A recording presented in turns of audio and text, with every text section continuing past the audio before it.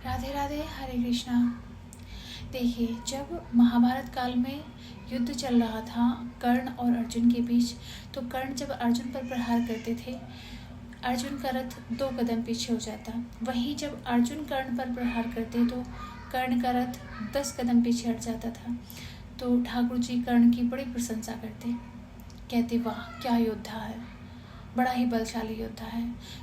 अर्जुन को इस बात से बड़ी ईर्ष्या हुई कि जब मैं प्रहार करता हूँ तो 10 कदम उसका रथ पीछे हो जाता है, और जब ये मुझ पर प्रहार करता है तो मेरा रथ तो सिर्फ 2 कदम ही पीछे होता है। फिर भी माधव उसकी प्रशंसा कर रहे हैं, मेरी प्रशंसा नहीं करते। अर्जुन पूछते हैं कि हे माधव, आप उसके साथी हैं या मेरे? तो माधव कहते हैं कि साथी और सारथी मैं तुम्हारा ही हूँ हे पार्थ, लेकिन कर्ण बहुत बड़ा योद्धा है। तो वो पूछते हैं कि कर्ण कैसे बड़ा योद्धा है? जब मैं कर्ण पर प्रहार करता हूँ तो कर्ण का रथ तो 10 कदम पीछे हट जाता है, और जब कर्ण मुझ पर प्रहार करता है मेरा रथ तो सिर्फ 2 ही कदम पीछे हटता है माधव, फिर भी आप कर्ण की प्रशंसा कर रहे हैं।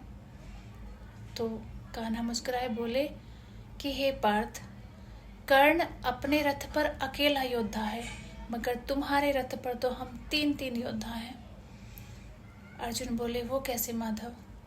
पहला योद्धा मैं खुद, दूसरे योद्धा तुम, और तीसरे योद्धा बजरंगी हनुमान तुम्हारे रथ के ध्वज पर विराजमान है। सोचो अगर हम दोनों ही तुम्हारे रथ से उतर जाएं तो कर्ण तुम्हारे इस रथ को इस युद्ध में टिकने नहीं देगा। जब हमारे होते हुए वो तुम्हारे रथ को 2 कदम पीछे कर सकता है, तो सोचो अगर हम तुम्हारे साथ तुम्हारे इस रथ में विराजमान ना हो, हमारे इस रथ को इस युद्ध में टिकने नहीं देगा पार्थ।